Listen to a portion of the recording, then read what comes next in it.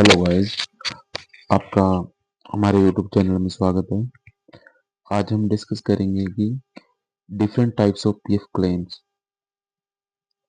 हम पीएफ में कौन कौन से क्लेम अप्लाई कर सकते हैं। सबसे पहले आता है फॉर्म 31। इसको एडवांस क्लेम बोलते हैं। ये क्लेम बेसिकली हम जब सर्विस में रहते हैं जो क्लेम हम अप्लाई करते हैं वो हम एडवांस क्लेम अप्लाई करते हैं। ये बेसिकली डिफरेंट पैराज होते हैं इसके। हम इसको इलनेस में अप्लाई करते हैं, या हम मैरिज के लिए अप्लाई करते हैं, या higher education, construction of house.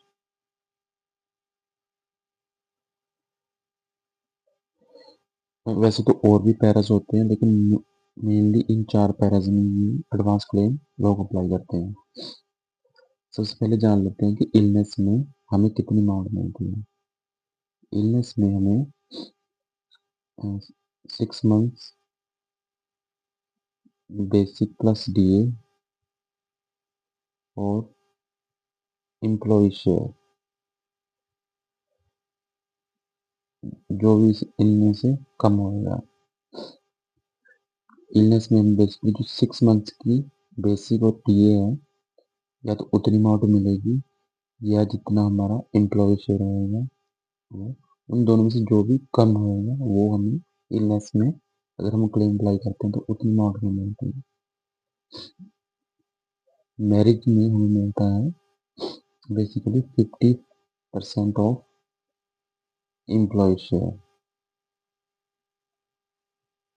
Similarly higher education में भी हमें 50% ऑफ एम्प्लॉय शेयर मिलता है। कंस्ट्रक्शन ऑफ हाउस में हमें मिलता है 36 मंथ्स की बेसिक प्लस डीए और हमारा जितना भी एम्प्लॉय और एम्प्लॉयर शेयर है, या फिर cost of construction of house, जो भी इन तीनों में से लेस होएगा हमें उतना अमाउंट मिलेगा। मिनिमम सर्विस रिक्वायरमेंट भी है। हम हर क्लेम अपनी सर्विस के अनुसार अप्लाई नहीं कर सकते। इलनेस के लिए कोई सर्विस रिक्वायरमेंट नहीं है, लेकिन मैरिज और हायर एजुकेशन के लिए आपकी सर्विस मिनिमम 7 ईयर्स होनी चाहिए। कंस्ट्रक्शन ऑफ हाउस के लिए आपकी सर्विस मिनिमम 5 ईयर्स होनी चाहिए। एडवांस के क्लेम्स में डेट ऑफ एग्जिट की जरूरत नहीं होती है, क्योंकि ये हम सर्विस के दौरान अप्लाई करते हैं। इसके बाद आता है फॉर्म नंबर 19। ये होता है ये फाइनल सेटलमेंट। मीन्स जब हम सर्विस छोड़ देते हैं उस टाइम पे जितना भी हमारा पीएफ का बैलेंस होता है उसको निकालने के लिए हम फॉर्म नंबर 19 अप्लाई करते हैं। इसमें हमारा 100% जो भी पीएफ बैलेंस होता है वो निकल जाता है। इसकी एक रिक्वायरमेंट है कि हमारी जो डेट ऑफ एग्जिट है प्लस रीजन ऑफ एग्जिट, ये दोनों अपडेट होने चाहिए।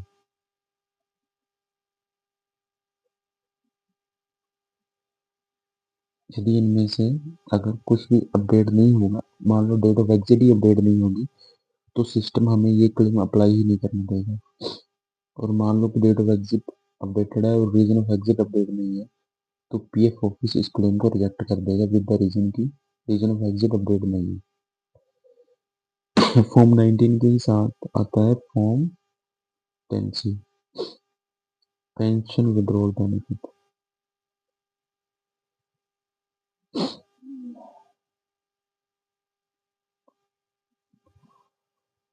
यदि हमारी सर्विस 9 ईयर्स 6 मंथ से कम है, उस केस में अगर हम जॉब छोड़ते हैं तो हमारा जो पेंशन का फंड इकट्ठा होता है तो उसको हम निकाल सकते हैं फॉर्म 10 से अप्लाई करके। इसके लिए भी रिक्वायरमेंट है कि आप डेट ऑफ एग्जिट और रीजन ऑफ एग्जिट अपडेट होना चाहिए। और इसके साथ साथ जो नौकरी छोड़ने के बाद जो हमें पहला क्लेम अप्लाई करना है वो फॉर्म 19 करना है, उसके बाद फॉर्म 10 से करना है। यदि हम पहले फॉर्म 10 से अप्लाई कर देंगे तो मोस्टली ये रिजेक्ट हो जाएगा पीएफ ऑफिस के द्वारा, विद द रीजन कि आप पहले फॉर्म 19 अप्लाई कीजिए। इसके बाद आता है फॉर्म 10D। यदि आपकी सर्विस 9 ईयर्स 6 मंथ से ज़्यादा है तो आपको पेंशन विड्रॉल बेनिफिट नहीं मिलेगा, आपको मंथली पेंशन लगेगी।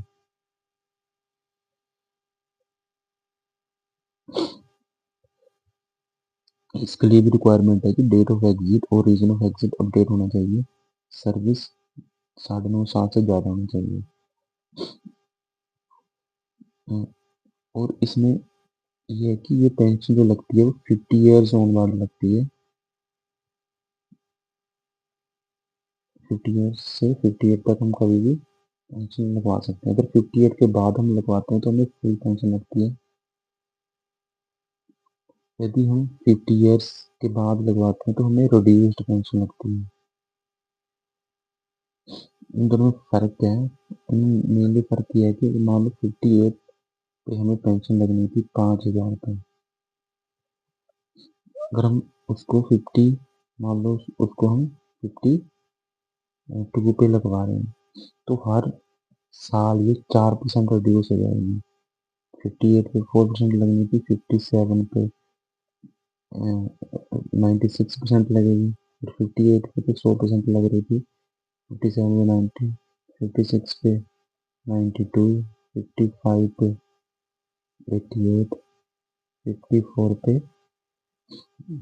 84, 53 पे 80% और 52 पे लगेगी हमें 76%। इसका 76% लगेगी तो कितनी होगी?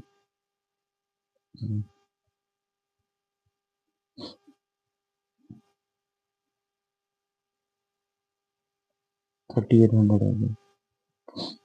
मीन्स हमें हमें जो पेंशन लगेगी वो 3800 लगेगी, जबकि हमें 5,000 लगनी थी अगर हम 58 के बाद अप्लाई करते हैं। और ये ऐसा नहीं है कि 58 के बाद ये दोबारा से 5,000 हो जाएगी, ये इसके बाद अगर रिड्यूस पेंशन हमने पूरी लगवा दी तो लाइफ टाइम 3800 ही रहेगी। बेसिकली 58 के बाद कितनी पेंशन लगी है तो हमने अज्यूम किया था कि 5,000 लगी है। अगर हमें खुद से कैलकुलेट करना हो कि 58 के बाद पेंशन कितनी लगनी है तो हम उसको कैलकुलेट कर सकते हैं। इसकी कैलकुलेशन है कि बेसिकली आपकी 60 मंथ्स की जो पेंशनेबल सैलरी है वो कैलकुलेट की जाती है। 60 मंथ्स की उसकी बेसिकली एवरेज कैलकुलेट की जाती है। मान लो आपका बेसिक प्लस डीए, जो पेंशन डिडक्ट होती है बेसिक प्लस डीए पे ही कैलकुलेट होती है, और विद द कैप 15,000। ये 15,000 से ज़्यादा नहीं हो सकती except cases of POHW, pension on higher wages. तो पेंशनेबल जो सैलरी है वो 15,000 से ज़्यादा नहीं हो सकती। जो आपकी बेसिक प्लस डीए है उसका 60 महीनों का एवरेज निकाला जाएगा, जो और उसके बाद जो आपकी पेंशनेबल सैलरी है, पेंशनेबल सर्विस है, मान लो वो 10 साल है, तो इन दोनों को मल्टीप्लाई किया जाएगा। जो आपकी एवरेज आई पेंशनेबल सर्विस से मल्टीप्लाई करके उसको डिवाइड किया जाएगा 70 से। जितनी भी अमाउंट आएगी उतनी ही आपकी मंथली पेंशन लगेगी। इसके अलावा और भी पीएफ क्लेम्स होते हैं, वो बेसिकली फॉर्म 20, वो बेसिकली फॉर्म 19 ही होता है, लेकिन वो डेथ के केस में मिलता है डिपेंडेंट्स को। इसके अलावा एक फॉर्म 5IF होता है, वो EDLI क्लेम बोलते हैं, वो इंश्योरेंस का बेनिफिट मिलता है अगर मेंबर की डेथ सर्विस के दौरान हो। उस केस में अगर 12 महीने की सर्विस हो, मेंबर की कंट्रीब्यूशन आ रखा हो, तो मिनिमम ईडी लाइफ बेनिफिट मिलता है 2.5 लाख। ये मैक्सिमम 7 लाख तक हो सकता है, डिपेंडिंग ऑन मेंबर की कंट्रीब्यूशन क्या है। बेसिक एसडीए वेजेस कैलकुलेट होती हैं 1.5 साल की, उस बेसिस पे ये अमाउंट कैलकुलेट होता है। तो बेसिकली यही हमारे क्लेम्स हैं जो पीएफ के द्वारा मिलते हैं हमें। 31, 19, 10C, 10D, 25 है। Thank you very much.